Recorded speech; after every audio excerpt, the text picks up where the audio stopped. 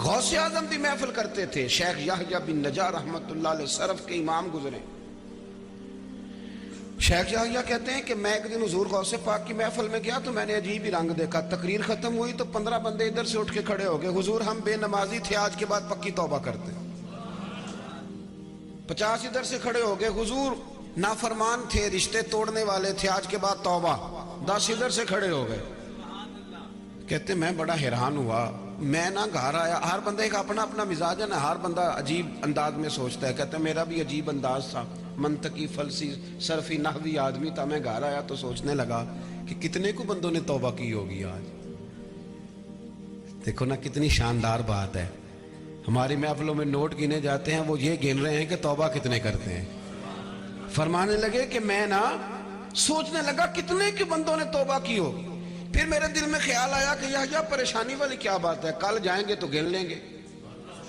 سو جا چپ کر کے. کہتے ہیں اگلے دن میں گیا تو میرا گننے کا انداز یہ تھا کہ میں ایک دھاگا لے گیا لمبا سا, چادر کے نیچے نا میں نے دھاگا رکھ لیا کہ ایک بندہ اٹھ کے توبہ کرے گا تو ایک گرہ لگاؤں گا گانڈ ایک, دوسرا اٹھ کے توبہ کرے گا تو دوسری گرہ لگاؤں گا, گرہیں لگاتے رہوں گا, بعد میں گن لوں گا. کہتے ہیں ایسا ہی ہوا. حضور غوث اعظم کی دائیں جانب ممبر کے سامنے میں بیٹھ گیا. ایک بندے نے اٹھ کے تقریر کے بعد توبہ کی, میں نے ایک گرہ لگائی. دوسرے نے توبہ کی, دوسری گرہ لگائی. تیسرے نے توبہ کی. کہتے ہیں پہلے تو ایک ایک اٹھتا تھا, پھر درجنوں اٹھنے لگے. اب کتنے کو گریں لگے. فرماتے میں پہلے بندے گنتا, پھر غوث اعظم کی تقریر, پھر میں اپنے دھاگے پہ توجہ دیتا. کہتے ہیں جب مجھے پریشان دیکھا تو غوث اعظم نے ساری بات چھوڑ کے توجہ میری جانب کی, اور شیخ نے نظر ڈالی تو مزہ ہی آ گیا. فرماتے ہیں حضور غوث اعظم فرمانے لگے یحییٰ میں دلوں کی گرہیں کھولتا جاتا ہوں, تو لگاتا جاتا ہے. میں گرہیں کھول رہا ہوں, تو لگا رہا ہے. اور پھر فرمانے لگے یہ عبد القادر کی وجہ سے توبہ نہیں کر رہے, یہ اللہ کے فضل سے کر رہے ہیں, اور اللہ کا فضل گنا نہیں جا سکتا. رب کا فضل شمار. یہ غوث اعظم کا طریقہ. ہم بنا مشورہ نہیں دیتے کسی کو. ہم کہتے ہیں او جی مولوی صحیح گل ہی نہیں دستے. تو بھئی نبی پاک صلی اللہ علیہ وسلم نے تو سب کی ڈیوٹی لگائی, بلیغوا انی ولو آیا. تو آپ بتا دیں صحیح بات, کتنے لوگوں کو مسجد میں لائے ہو, نمازی کتنوں کو بنایا ہے, کتنے لوگوں کو کہا یار ایک پروگرام نہ بنائیں کہ شام کو کسی قاری صاحب کے پاس بیٹھیں قرآن پاک ٹھیک کر لیں. کتنے یاروں کو ہم نے ڈرائیونگ سکھائی ہے, لیکن کسی کو قرآن بھی تو سکھا دینا چاہیے تھا نا. کتنے ہیں جنہیں واٹس ایپ چلانا ہم نے سکھایا ہے, تو کسی کو رسول اللہ کی نعت بھی سکھا دینی چاہیے تھی. یہ فریضہ سر انجام دیں نا, اس طرح بھی تو لوگوں کا رجحان لائیں نا. اگر ہم مل کے دوستوں کو لے جا سکتے ہیں کرکٹ کے گراؤنڈ میں کہ پہلے وہاں میچ دیکھیں گے پھر کٹھے کھانا کھائیں گے, تو اگر یہ سارے کام ہو سکتے ہیں تو پھر مسجد بھی کٹھے جا ہی سکتے ہیں, پھر محفل میں بھی کٹھے. تیسرا پہلو حضور غوث اعظم کی زندگی کا بیان کر کے میں بات سمیٹتا ہوں. غوث اعظم میں نا غریب پروری بہت زیادہ تھی. غریب کا نا استحصال اس طرح کا ہوا ہے کہ غریب نے بھی کئی جگہوں پہ وقار رکھنا اپنا چھوڑ دیا, کیونکہ وہ سمجھتا ہے شاید میں تیسرے درجے کا کوئی انسان ہوں. اس لیے کہ ہم نے غریب کو پیسے تو دیے ہیں, مدد تو کی ہے, پر اس کو عزت نہیں دی, وقار نہیں دیا.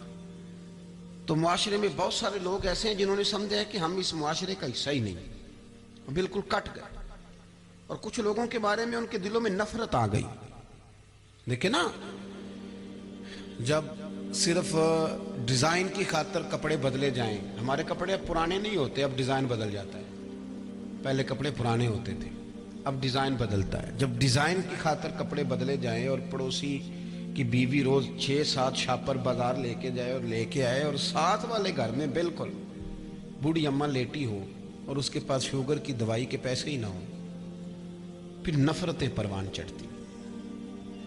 جو تنگ آتے ہیں وہ جنگ کرتے ہیں, پھر حالات خراب ہوتے ہیں. حضور غوث پاک رضی اللہ تعالیٰ عنہ نے نا اس بات کا بہت سختی کے ساتھ خیال رکھا, بڑی سختی کے ساتھ.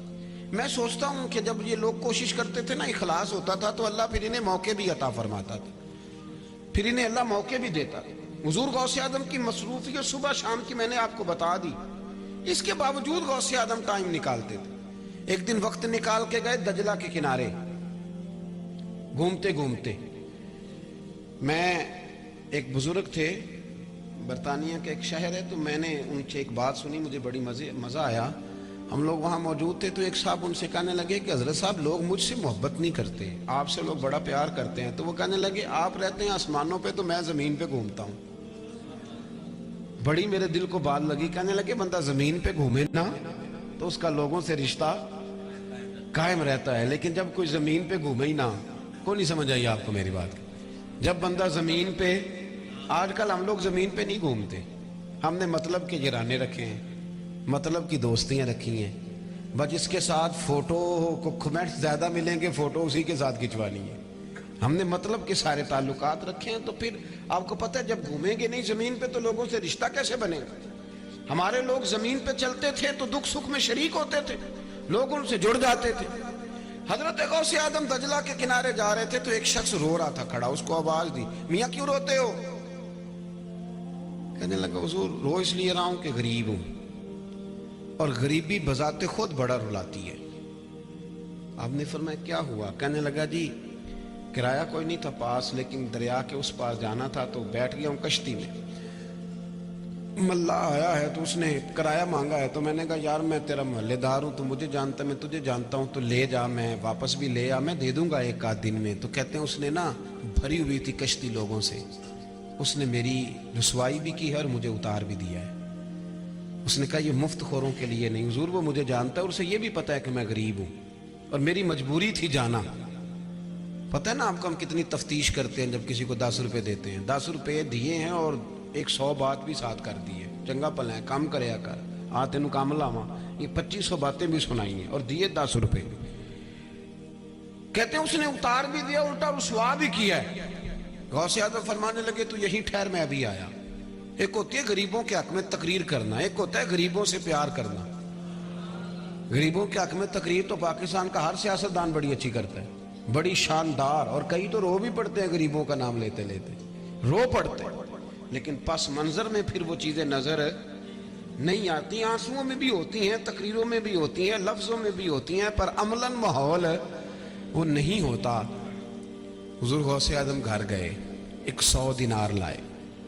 اتنی دیر میں وہ ملا کشتی واپس لے کے آ گیا تھا، اس کو بھی رسوا نہیں کیا اور اس غریب کو بھی یہ نہیں کہا کہ فکر نہ کرو میں نے غریبوں کے لیے فلانا کام کر دیا ہے. کوئی کسی قسم کی ڈینگیں نہیں ماری، بلکہ ملا کا ہاتھ پکڑا تو کونے میں لے گئے. 100 دینار اس کی مٹھی میں تھمایا، فرمایا یہ پیسے رکھ لے، اور آج کے بعد کوئی غریب لاچار تیری کشتی میں بیٹھے نا تو اسے عبد القادر جیلانی کے کرائے پہ سفر کرا دینا، اور جب پیسے ختم ہو گئے مجھے بتانا، میں دوبارہ دے دوں گا. لیکن کسی غریب کو آج کے بعد رسوا نہیں کرنا. یہ مزاج تھا، یہ شوق تھا، اور یہ اگر بندہ پیدا کرے تو پیدا ہو جاتا ہے. یہ طبیعت انسان بنائے تو طبیعت. امام غزالی فرمایا کرتے تھے تو بانٹنے کی نیت کر، اللہ تجھے بانٹنے کی توفیق دے دے گا. تو ارادہ تو کرنا بانٹنے کا. حضور غوث اعظم رضی اللہ تعالیٰ عنہ حج کے لیے جا رہے تھے. آپ نے جب سفر کا ارادہ کیا تو ہر گلی سے، ہر چوک سے لوگ نکلنے لگے آپ کی زیارت کے لیے. گھوڑوں پہ سفر ہوتا تھا، اونٹوں پہ سفر ہوتا تھا، تو کچھ جگہوں پہ پڑاؤ بھی کرنا پڑتا تھا کیونکہ اللہ نے انہیں بڑی ہی شان عطا فرمائی تھی. کچھ لوگوں کا نام جانے کے بعد ہوتا ہے، کچھ ایسے شاندار ہوتے ہیں کہ زندگی میں بھی کیا ہی بات ہے، زندگی میں بھی ان کی جو اللہ تعالیٰ انہیں وقار دیتا ہے وہ اپنے خاص فضل سے عطا کرتا ہے. حضور غوث اعظم کی حیات میں بھی لاکھوں اور ہزاروں لوگ چوکوں میں کھڑے ہوتے تھے صرف زیارت کرنے کی غرض. یہ اللہ نے انہیں شان عطا فرمائی. آپ نے جب رخت سفر باندھا تو ظاہر ہے کئی جگہوں پہ پڑاؤ بھی ہونا تھا، ٹھہرنا بھی تھا. ایک گاؤں تھا، اس میں دائیں بائیں کے سارے گاؤں، وہ گاؤں سب لوگ آپ کے مرید تھے. تو غوث اعظم رضی اللہ تعالیٰ عنہ کے نا سارے مریدوں نے اپنی اپنی حویلیاں سجا دی کہ حضور غوث اعظم رضی اللہ تعالیٰ آئیں گے، ساتھ بڑا لشکر ہوگا، لنگر پکے گا، یہاں رہیں گے. ایک اس گاؤں میں غریب مرید بھی رہتا تھا. کون سا مرید جی؟ جی غریبوں کے لیے ٹائم مخصوص ہوتا ہے پیروں کا، مریدوں کے لیے سر عام، امیروں کے لیے سر عام ملاقات ہوتی. ان کو کہتے ہیں تو ابھی آ گیا ہے، تو جمعرات والے دن سویرے 8 بجے آ. یہ مخصوص ہوتا ہے. حالانکہ غریب تو ورکر بنتا ہے، وہ تو بڑے کام کرتا ہے، اس کو اگر آپ قریب کریں گے تو بڑی جگہوں پہ وہ فائدہ دے گا. حضور غوث اعظم رضی اللہ تعالیٰ عنہ غریب مرید تھا آپ کا. وہ کہتا ہے میری ایک ہی بیٹی تھی، وہ بھی جوان تھی، اور میں اتنا غریب تھا کہ میرے پاس گنجائش نہیں تھی کہ شادی کر سکوں. تو میرا گھر بھی چھوٹا تھا, میرا ارادہ ہی نہیں تھا دعوت دینے کا, چونکہ میں حضرت صاحب کو رکھ ہی نہیں سکتا, ان کے ساتھ ڈھیر سارے لوگ ہوں گے. کہتے میں خاموش تھا کہ جب کسی حویلی میں ٹھہر جائیں گے نا تو زیارت کرنے جاؤں گا. چپ کر کے اندر بیٹھا تھا. مجھے تو تب پتا چلا, یہ شیخ محقق نے لکھا ہے اس کو, زبدۃ الاثار. کہتے ہیں پتا تب چلا کہ جب میرے دروازے کے آگے شور شروع ہوا. ادھر دیکھیں میری طرف, دروازے کے آگے. کہتے ہیں جب نعرے لگنے لگے, غوث اعظم کا ذکر ہونے لگا, تو میں نے جھٹ سے دروازہ کھولا تو شیخ عبد القادر جیلانی میرے دروازے پہ کھڑے تھے. فرمانے لگے بیلیا دروازہ کھول, تیرے ہی گھر رہنا ہے, تیرے ہی گھر رکنا ہے. فرماتے ہیں حضور غوث اعظم میرے گھر تشریف لائے تو میں تو چائے بھی نہیں پلا سکتا تھا, لیکن حضور نے خود ہی بندوبست فرمایا, دیگیں بھی پکنے لگ گئی, خود ہی سارا بار کناتیں بھی سمجھنے لگ گئیں, تیاری ہو گئی, لوگ آنے لگے, لنگر پکنے لگے.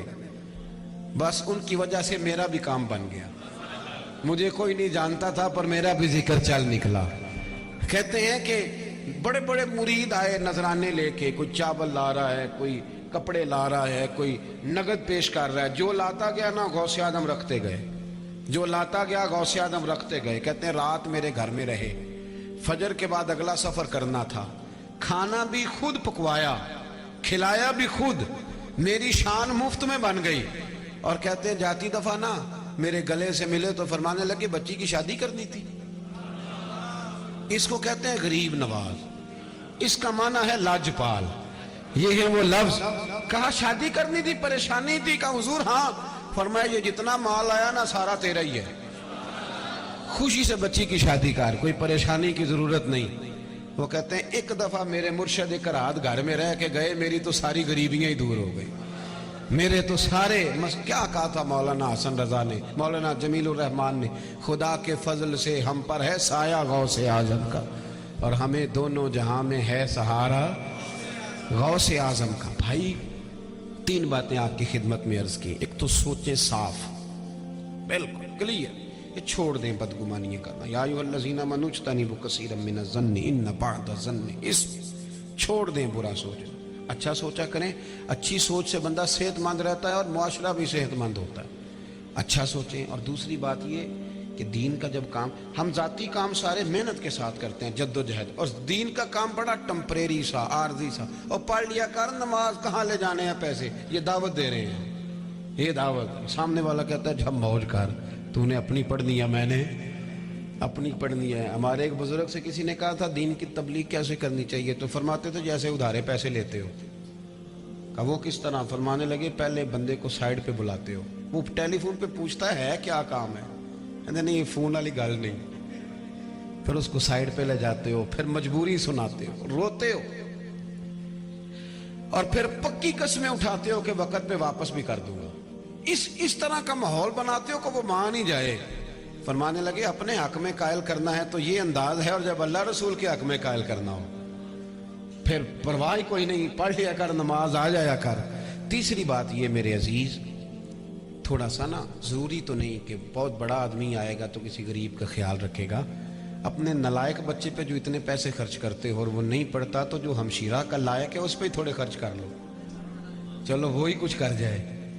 ہم نے کچھ ضروری ہے کہ پلٹ پلٹ کے اسی جگہ پہ سر پھوڑنا ہے جہاں سے خون ہی برآمد ہو. کوشش کریں تھوڑا تھوڑا غریبوں کا خیال رکھیں. اور اس کے لیے فیس بک پہ پوسٹر دینے کی ضرورت نہیں, آٹا بانٹ کے تو اس کی تصویریں نہ چڑھائیں, کچھ کام چپکے سے بھی کریں. جو چیزیں زیادہ قیمتی ہوتی ہیں ان پہ لوگوں کی نظریں نہیں پڑنی چاہیے, نظریں پڑ جائیں تو نظر لگ جاتی ہے.